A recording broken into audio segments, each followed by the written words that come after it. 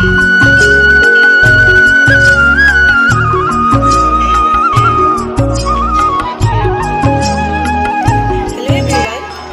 আপোনালোকক মই লৈ আহিছোঁ হাউলিৰ সাৰ্বজনীন শিৱ মন্দিৰলৈ।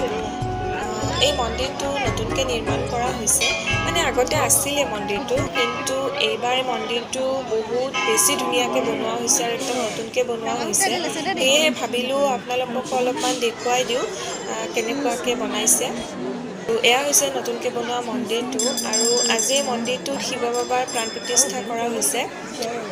এয়া চাৰিওপিনৰ পৰিৱেশটো অলপমান দেখুৱাই দিছোঁ।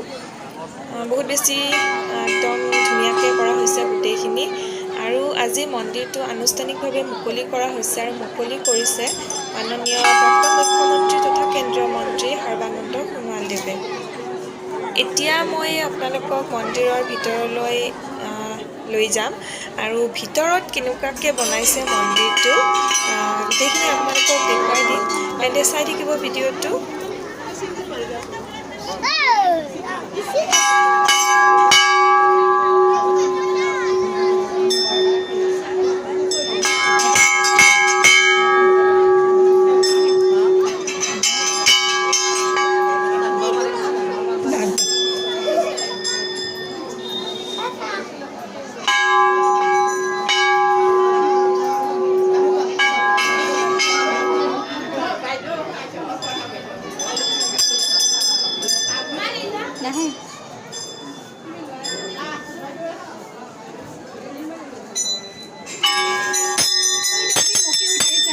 নহয় ৰ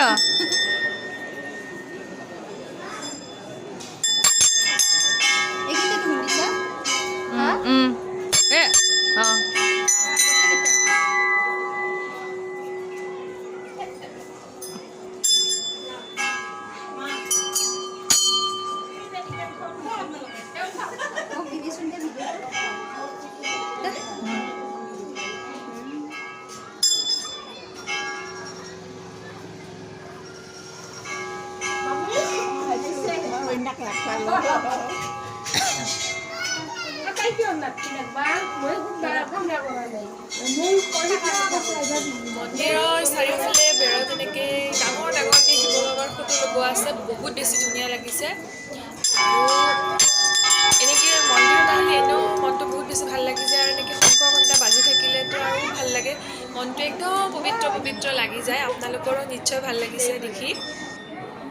আৰু আপোনালোক সকলোকে ভিডিঅ'টোৰ জৰিয়তে ইমান ধুনীয়া শিৱ বাবাৰ মন্দিৰটো দেখুৱাই দিলোঁ। আপোনালোকে আহিব পাৰিব শিৱ বাবাৰ আশীৰ্বাদ ল'বৰ কাৰণে।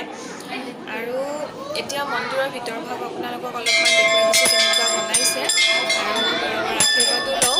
বাকী আপোনালোক সকলোকে শিৱ বাবাই ভালে কুশলে ৰাখক, আৰু সকলোৰে মনৰ কামনা পূৰ্ণ